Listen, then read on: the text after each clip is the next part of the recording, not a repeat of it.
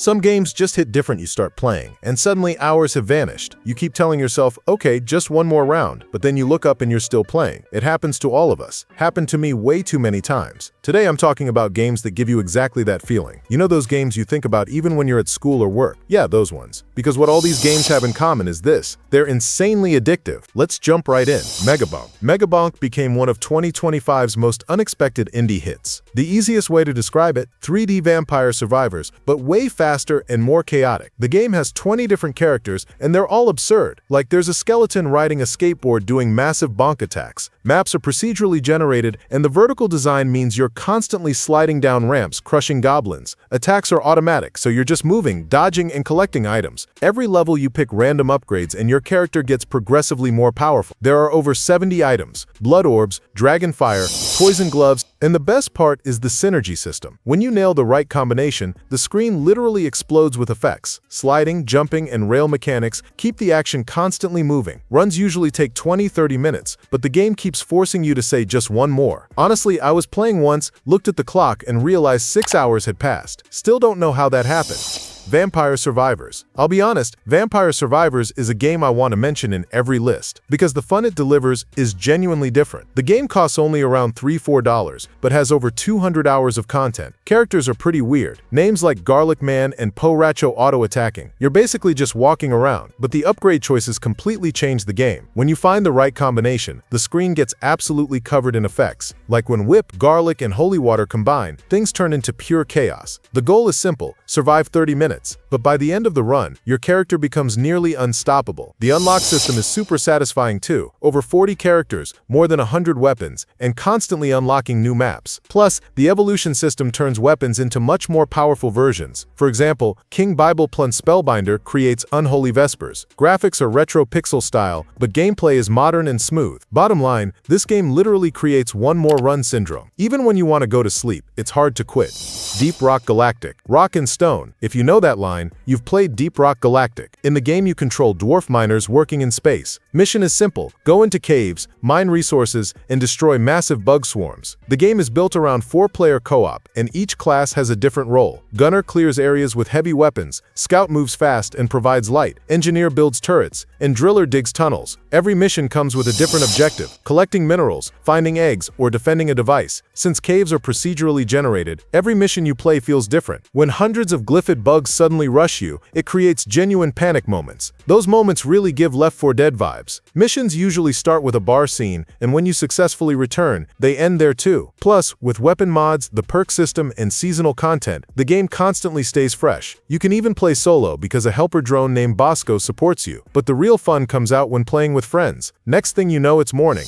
Hi-Fi Rush. Hi-Fi Rush is a genuinely different experience that blends action and rhythm games. Our main character Chai accidentally gets a music player stuck in his head, and suddenly the world starts moving to the rhythm of music. Your walk, your attacks, even platform movements sync with the beat. The combat system is Devil May Cry style, but timing is crucial. When you match the rhythm perfectly, your score goes up and fights feel incredibly fluid. The game's music is also really strong. The soundtrack has tracks from groups like the Black Keys and 9 Inch Nails, and boss battles turn into full-on music shows. The art style is super vibrant too. There's a colorful, cartoon-like style, and some scenes give Jet Set Radio vibes. The story is pretty fun, and the characters are genuinely memorable. Especially the robot cat named 808 is one of the game's most beloved characters. The main story takes about 10-12 hours, but after finishing, you want to start over. Terraria. At first glance, Terraria might look like 2D Minecraft, but it's actually a much deeper game. At the start, you're mining with a simple pickaxe, but as hours progress, the game takes you to massive boss battles and epic equipment. In the finale, you're fighting the Moon Lord. The most important feature is the progression system. First pre-hard mode, then hard mode unlocks and the world completely changes. The boss sequence also determines game progression. Eye of Cthulhu, Skeletron, Wall of Flesh, and many more powerful enemies. There are over 400 enemies, more than 20 bosses, and countless items in the game. Plus, the building system lets you create castles, villages, villages, and boss arenas. Playing multiplayer ramps up the chaos level even more. Bayonetta 3. Bayonetta 3 is one of the action games that best reflects Platinum Games' style. You control a witch named Bayonetta, and you destroy angels and demons with incredibly stylish combos. The combat system is super fluid. Mechanics like dodge offset, wicked weave, and torture attacks keep fights constantly in motion. One of the key features is witch time. If you dodge an attack at the perfect moment, time slows down and you can attack enemies easily. This game also has a new system called Demon Slave. You can summon giant demons and control them directly. Fighting with creatures like Madama Butterfly or Gamora creates genuinely insane scenes. Set-piece scenes are also pretty over the top. Kaiju-style battles, multiverse journeys, and constantly shifting action sequences. Chapters usually take 20 to 40 minutes, but learning the game's combo system can take hours. Eventually, you find yourself constantly trying to pull off better combos. If you like Devil May Cry-style action games, Bayonetta 3 is definitely one you should try. Dead Cells. Dead Cells is one of the most successful blends of roguelike and Metroidvania genres. In the game, you explore a procedurally generated castle as the headless prisoner. The combat system is super fluid. Parry, dodge roll, and skill usage feels genuinely fast. Weapons are divided into 3 main categories: brutality, tactics, and survival. Each offers a different playstyle. Runs usually take 30 to 60 minutes, but when you die, you start over. Still, each attempt feels different because weapon combinations and mutations constantly change. Plus, DLCs like Bad Seed, Fatal Falls, Queen in the Sea, and Return to Castlevania added tons of new content to the game.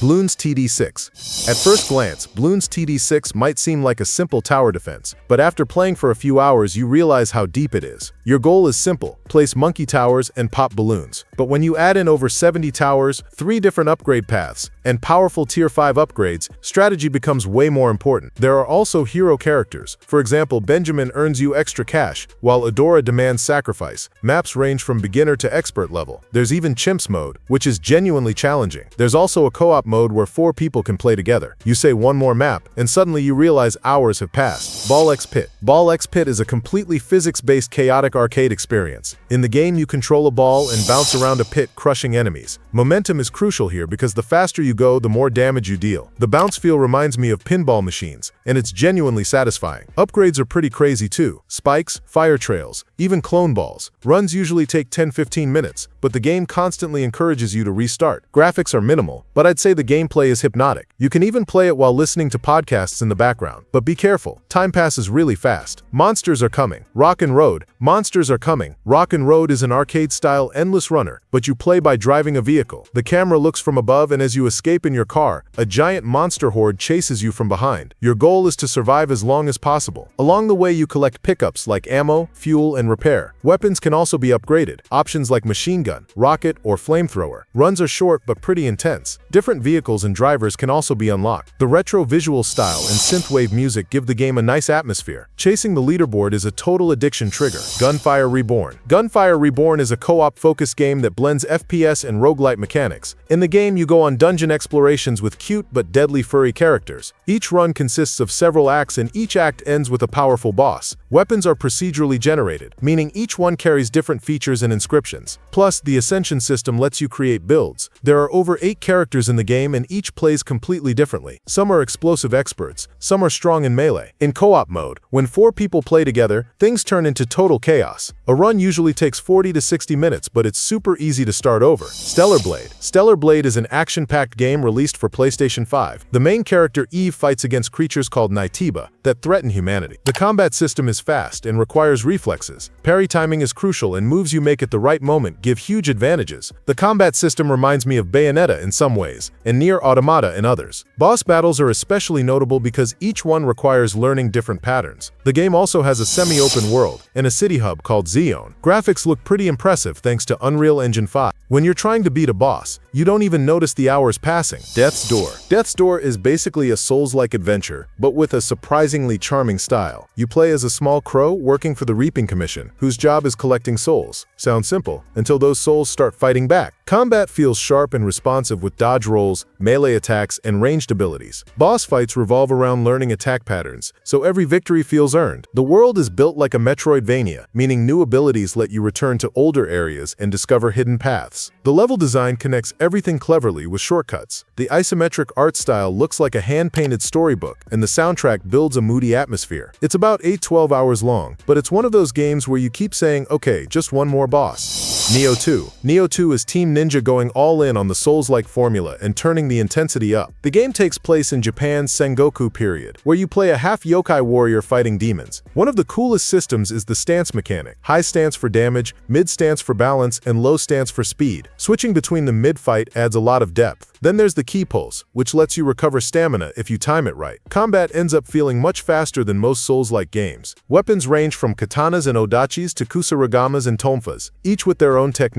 The loot system is huge, almost like Diablo, with gear sets and upgrades everywhere. Add co-op, DLC expansions, and dozens of builds to experiment with. And suddenly you're spending hours tweaking your character. Hades Tech is still in early access, but it's already shaping up to be an incredible sequel. This time you play as Melina, the sister of Zagreus, fighting against Kronos. The core gameplay is still that addictive roguelike loop, but the combat feels even deeper thanks to new weapons and magical abilities. The boon system returns, letting you receive powers from the gods, and there are new Olympians joining the mix like Apollo and Hestia. One big addition is the surface world, meaning you're no longer limited to the underworld. The relationship system also expands the story with friendships and even romance options. Supergiant's art direction looks stunning again, and Darren Korb's music ties everything together. Even in early access, there's already dozens of hours of content, and it's dangerously easy to lose track of time. Doom. When Doom 2016 launched, it reminded everyone what a fast FPS should feel like. You play as the Doom Slayer, and your job is simple: rip and tear through demons on Mars. The game encourages constant movement, no hiding behind cover. The Glory Kill system lets you finish staggered enemies in brutal animations while restoring health. Ammo management adds tension, and the chainsaw becomes your emergency supply tool. Every weapon feels powerful, from the super shotgun to the Gauss cannon. Combat arenas lock you in until every demon is gone, which keeps the pace intense. On top of that, the heavy metal soundtrack by Mick Gordon pushes the adrenaline even further. The campaign alone makes it worth playing. It's loud, fast, and ridiculously satisfying. Returnal. Returnal is a PS5 roguelike shooter that blends bullet hell action with psychological sci-fi storytelling. You play as astronaut Celine, who crash lands on the mysterious planet Atropos and ends up trapped in a time loop. Every death sends you back to the start, but some shortcuts stay unlocked. Combat is intense because enemies fill the screen with projectile patterns you have to dodge while shooting back. Weapons can gain random traits, which sometimes create extremely strong combinations. There's also a parasite system that gives you powerful bonuses but adds risky side effects. Boss fights like Frike or Ixion require learning attack patterns and staying calm under pressure. Runs can last anywhere from 1 to 3 hours, and every attempt feels tense. Uncharted 4, A Thief's End. Uncharted 4 is Naughty Dog giving Nathan Drake the send-off he deserves. Drake has retired from treasure hunting, but when his brother Sam suddenly returns, he gets pulled into one last adventure. The story feels incredibly cinematic, full of emotional moments and character development. Gameplay mixes climbing, exploration, and gunfights, all polished to a ridiculous level. Some of the big set pieces are unforgettable, like the Madagascar chase or the collapsing clock tower. Visually, the game still looks incredible years later. The campaign keeps its momentum with chapters that flow naturally from one scene to the next, and if you want extra challenge, the crushing difficulty will definitely test your skills. Project Zomboid. Project Zomboid is one of the most hardcore zombie survival games out there. The game takes place in Knox County right as a zombie outbreak begins. Character creation uses traits that shape your strengths and weaknesses. You might be strong but overweight, or smart but addicted to cigarettes. The big twist is permadeath. When your character dies, that's it. Everything you built is gone. Survival requires careful planning, barricading windows, farming food, staying quiet, and managing your character's mood and health. Zombies react to sound and sight, so even a small mistake can bring a huge horde. Multiplayer servers add even more chaos, and with major updates still expanding the game, it keeps getting deeper. Helldivers 2. Helldivers 2 is pure cooperative chaos. You and 3 other players drop onto hostile planets to spread managed democracy for Super Earth. Missions involve fighting massive swarms of alien bugs or heavily armed robots. Teamwork is essential, especially because friendly fire is always on. One of the most fun systems is stratagems, support tools like orbital strikes or supply drops that you activate by entering directional codes. The Galactic War system tracks the entire community's progress as players liberate planets together. Difficulty levels range from relaxed missions to brutal challenges where survival becomes a real struggle. Extraction moments are especially tense as everyone waits for the dropship while enemies swarm in. It's chaotic, hilarious, and dangerously addictive with friends.